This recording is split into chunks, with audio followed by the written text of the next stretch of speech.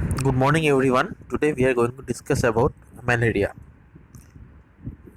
This disease has been known to human beings from time immemorial, and even now, many of the countries of the world faces a epidemic of malaria. This includes India too.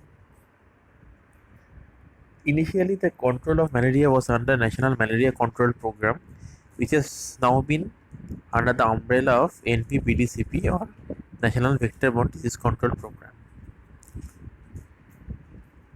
Malaria is endemic in more than 100 countries of the world, and about half the world's population live in areas of malaria transmission.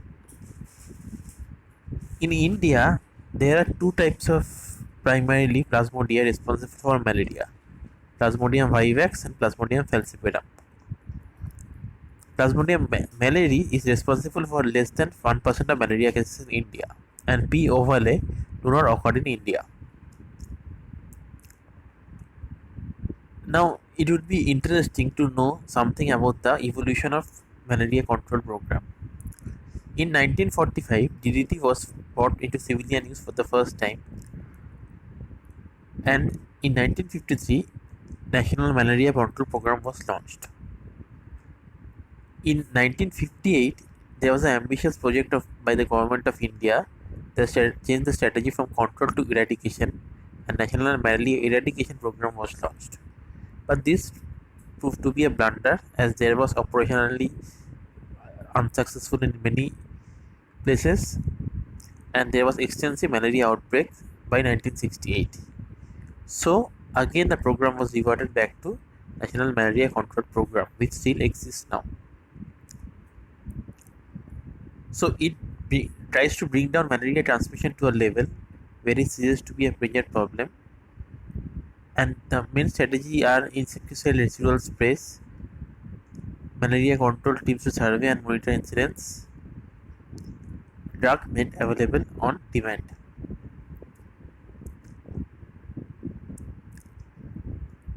Now,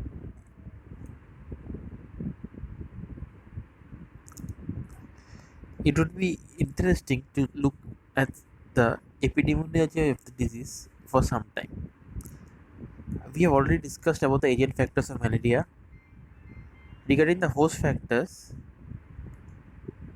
genetic factors like hemoglobin F, thalassemia, sickle cell trait is seen to be protecting against malaria.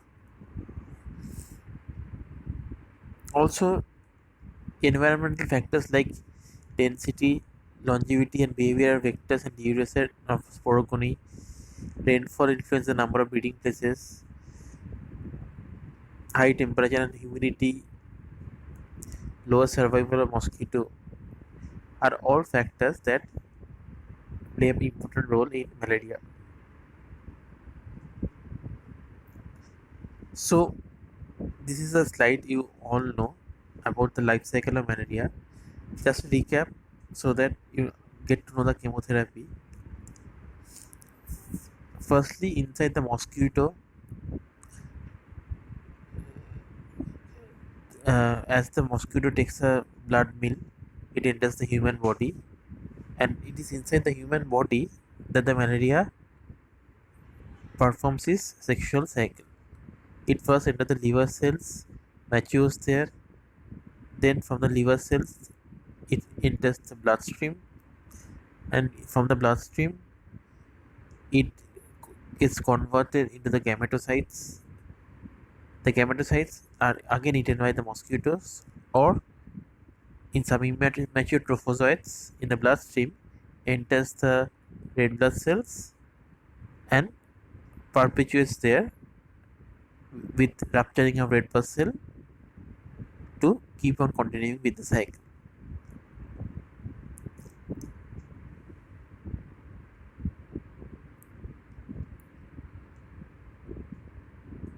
Now,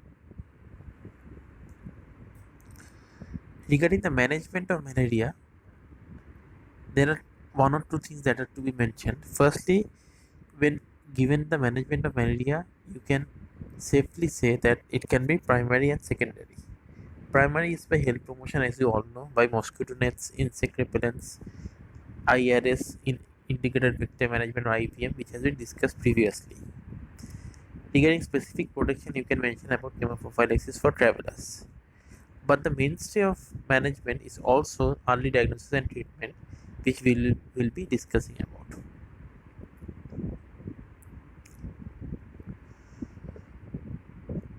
Now, just remember one point, that whether when there is more than 30% plasmodium falciparum, in those places and in places of high API or animal parasite index, in those places a kit called RTT has been supplied, or rapid diagnostic kit.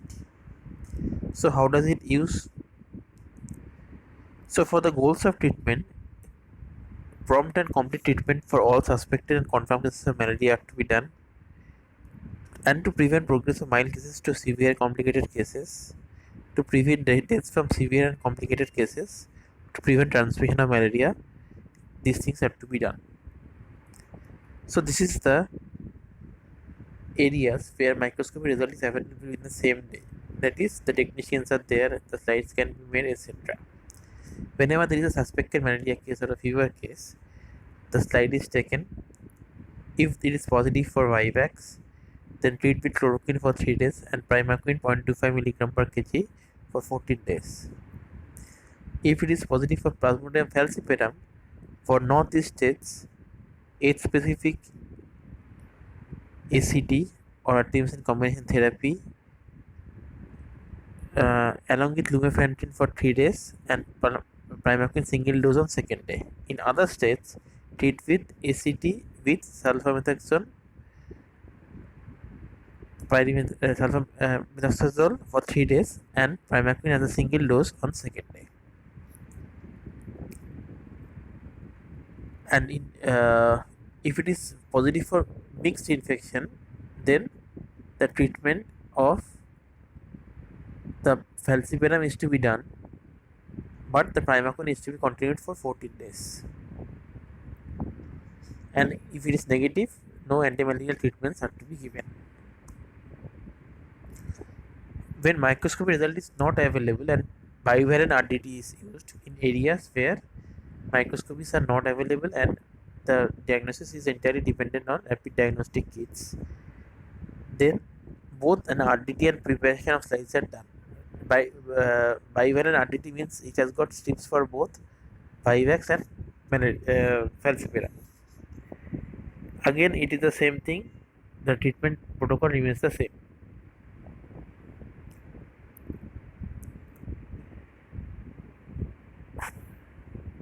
Now, this is the drug schedule for treatment of Plasmodium vivax malaria. For chloroquine, 25 mg per kg body weight is divided over 3 days. That is 10 mg per kg on day 1, 10 mg per kg on day 2, and 5 mg per kg on day 3. Primaquine, as already mentioned, is 0.25 mg per kg body weight daily for 14 days. Primaquine is contraindicated in infants, pregnant women, and individuals with G6PD deficiency. Primaquine causes hemolysis in G6PD deficiency persons, resulting in dark colored urine, yellow conjunctiva, bluish discoloration of lips. So 14 days of primaquine should be given under supervision. Now regarding falciparum malaria, as I already mentioned that artemether 20 mg and lumefantrine 120 mg is given as ACT-AL, which is not recommended during the first trimester of pregnancy and for children weighing less than 5 kg. In other states, this artemisinin-based combination therapy, here artesunate is available as a 50 mg tablet given for 3 days, and sulfadoxine pyrimethamine tablets containing 500 mg of sulfadoxine and 25 mg pyrimethamine are given for 1 day.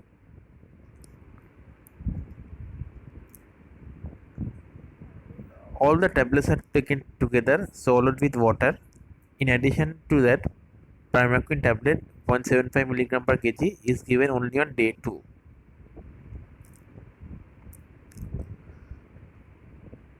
Okay.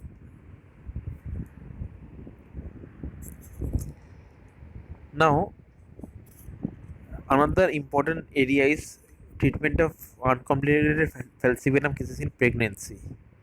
So in this case, in first trimester, quinine salt 10 mg per kg is given 3 times daily for 7 days. Quinine may induce hypoglycemia. Pregnant women should not start taking quinine on an empty stomach and should eat regularly when on quinine treatment. For second and third trimester, area-specific ACT is to be given as already mentioned. Primaquine prevents transmission of falciparum malaria to others by its ability to kill gametocytes. So primaquine tablets should be taken after a meal, not on empty stomach. Children less than 1 year and pregnant women should not be given primaquine.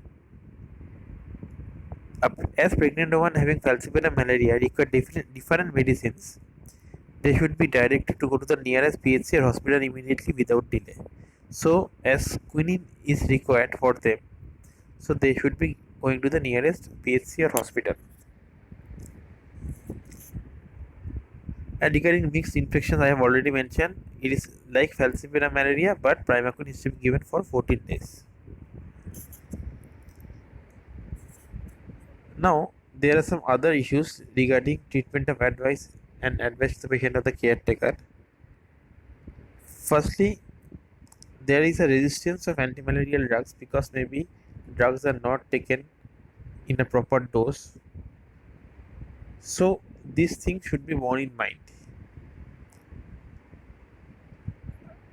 Besides, there is also a very large area on severe and complicated malaria, which I shall be discussing soon. Malaria per se responds very well to treatment, but in some cases, malaria may require extensive treatment because of its severity. I shall be mentioning that later. There are some causes of resistance to antimalarial drugs like low prescription doses, lesser amount of drug dispensed, incomplete treatment taken by the patient, drug can be vomited out, etc. So when the patient has persistent symptoms, even in giving drugs, the patient is not able to recover. Ask the patient, like, did the patient get the drug from an authentic provider? Did the patient take the right amount of drug? Was all of it swallowed as prescribed? Was the drug vomited out? And if it is not curing within 72 days, there are some other things which have to be done. Because we do not want to miss patients who are being resistant to antimalarial drugs. So these are the criteria for referral, which is a like severe malaria, persistence of fever after 24 hours of initial treatment, continuous vomiting and inability to retain oral drugs, the drugs will not work, headache continuing to increase. That may like indicate falciparum or severe malaria. Severe dehydration, too weak to walk, change in sensorium, again a cerebral malaria can be the cause. Convulsion or muscle twitchings, bleeding and continence disorders, suspicion of severe anemia, jaundice, hypothermia. In these cases, do not forget to refer the patient immediately. And you have to refer the patient to an area where there are parenteral antimalarials are available, intravenous infusion are available, special nursing can be given for patients in coma, there are facilities for blood transfusion and oxygen respirator. So many of the PSCs do not have these facilities. You have to keep in mind where to refer the patient in case of severe or complicated malaria.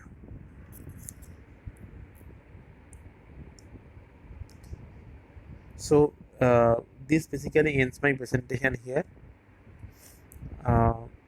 There are some other parts like integrated vector management, which you have already learned in your entomology classes.